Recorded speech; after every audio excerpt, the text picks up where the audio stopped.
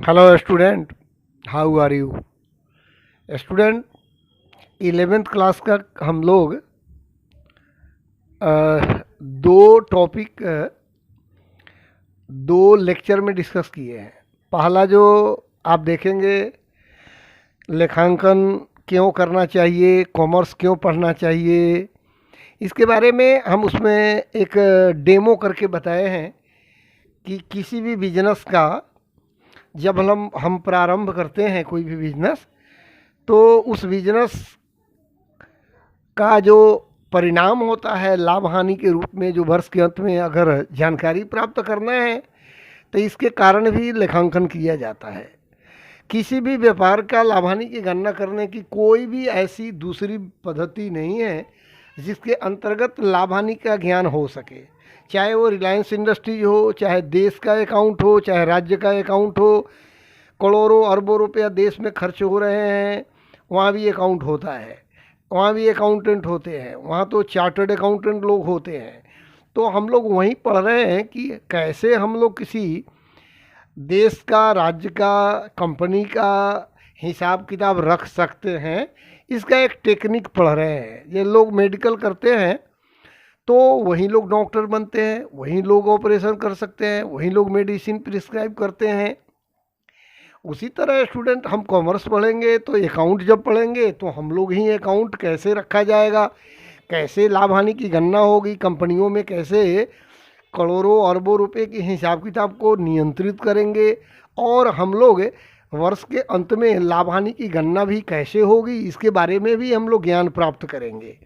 तो कॉमर्स के अलावा, अकाउंटिंग के अलावा कोई दूसरा विकल्प नहीं है। इसलिए स्टूडेंट, अकाउंटिंग आजकल सबसे महत्वपूर्ण सब्जेक्ट बन गया है। लेखांकन आज के तिथि में कॉमर्स के क्षेत्र में सबसे महत्वपूर्ण विषय बन गया है। Accounting is the most important subject in commerce. दूसरा है student, accounting is the language of business, अर्थात लेखांकन व्यवसाय की भाषा होती है।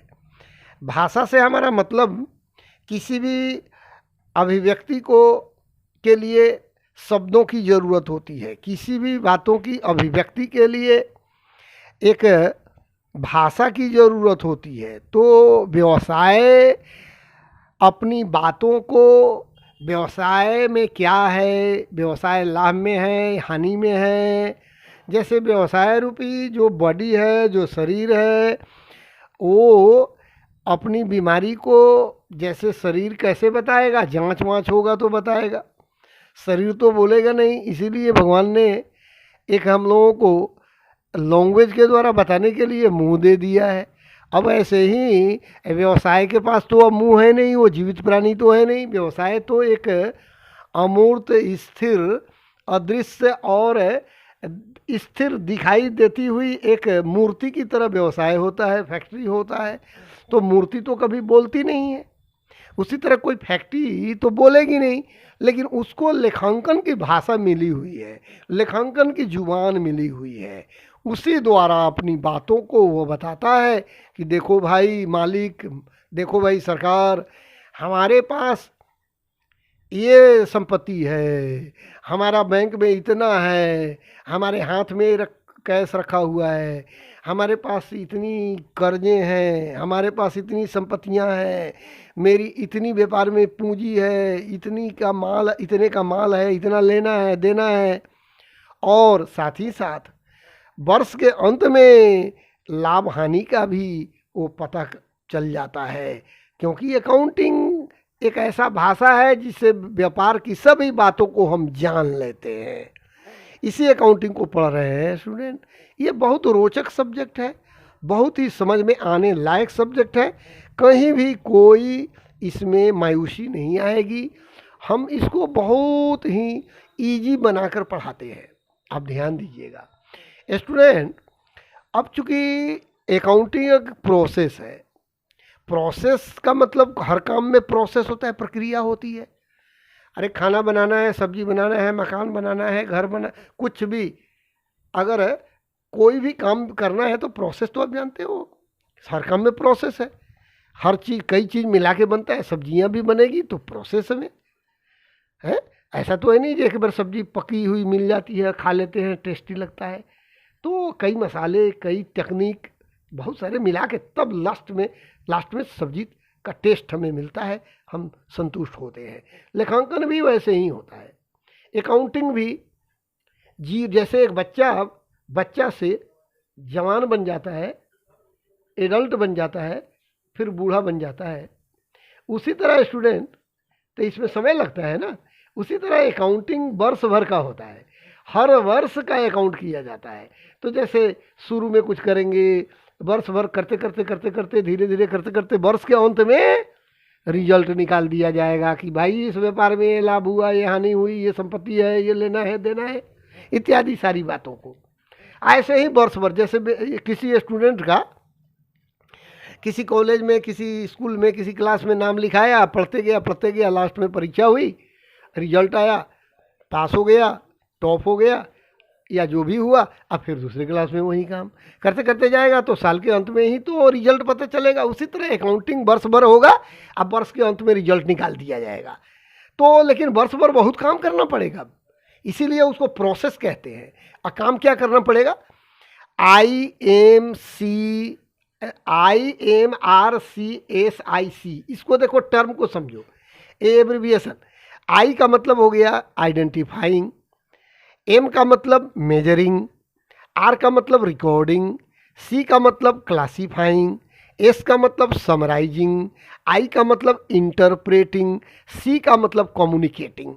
अब समझिए, किसी भी लेन देनों को रिकॉर्ड करने से पहले उसको आइडेंटिफाई, पहचानना जरूरी है, और उसमें मॉनेटरी एस्पेक्ट को लिखते हैं, मुद्रा में उसका वैल्यू आंकते हैं, तब लिखते हैं, और तब रिकॉर्डिंग मतलब उसको हम अभिलेखित करते हैं। अभिलेखित करने के बाद में उसको क्लासीफाइंग करते हैं। क्लासीफाइंग का मतलब हो गया वर्गीकरण करते हैं। अब वर्गीकरण के बाद में उसका हम सारांश निकालते हैं, वर्ष के अंत में सारांश निकलता है, समराइजिंग होता है, और तब उसको इंटरप्रेटिंग करते हैं। इंटरप्रेटिंग का मतलब हो गया उसका विश्लेषण, व्याख्या करना, और तब उस चीज़ों को व्याख्या विश्लेषण करने के बाद में कम्युनिकेट कर दिया जाता है। किसको?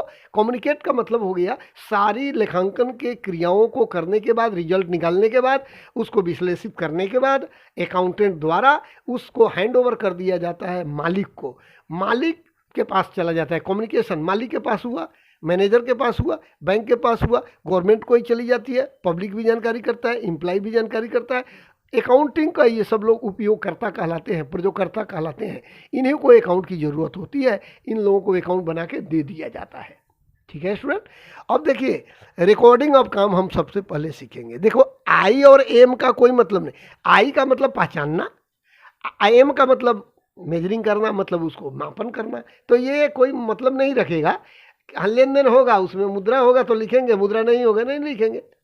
कोई दो आदमी गपशप कर रहा है तो ये लेन देन तो नहीं है। हाँ, माल खरीदेंगे तो लेन देन हो गया, तो रिकॉर्ड करो। बैंक में जमा कराया तो लेन देन है, रिकॉर्ड करो। इसी तरह जब लेन देन में मनी हो, मनी का वैल्यू हो, तब रिकॉर्ड किया जाता है। चलिए, तो सबसे पहले recording is one of the most important function out of the above.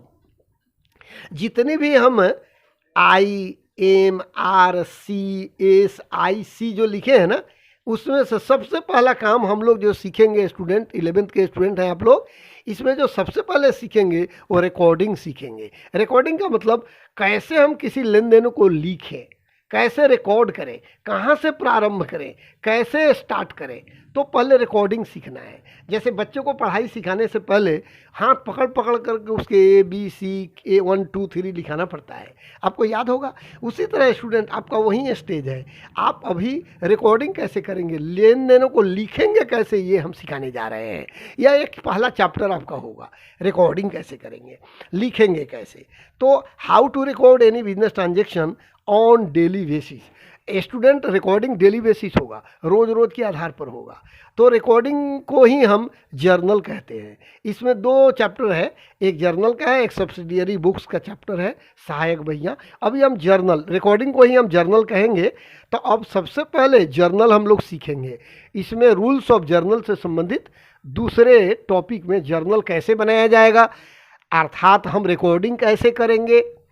Recording जब तक करेंगे नहीं तब तक हम लोग कैसे लेखांकन करेंगे, इसलिए recording is the most important function, it is primary function of accounting, it is initial stage of accounting, without it we can't go ahead. हम लोग जब तक अकाउंटिंग में रिकॉर्डिंग काम नहीं सीखेंगे तब तक अकाउंटिंग में हम आगे बढ़ ही नहीं सकते। जैसे खेत में बीज नहीं लगाई जाएगी तो क्या पौधा होगा, क्या उससे पेड़ बनेगा और क्या फल प्राप्ति होगी, आप तो आपको पता है ना। तो सबसे पहले स्टूडेंट रिकॉर्डिंग सीखेंगे, अभिलेखन कैसे करें उसको सीखेंगे। चलिए, रिकॉर्डिंग के लिए दूसरा क्लास हम आपको देंगे, वो आप पढ़िएगा। जर्नल कैसे बनेगा, रिकॉर्डिंग कैसे होगा, इसके लिए दूसरा वीडियो आपको मिल जाएगी। Okay, thank you.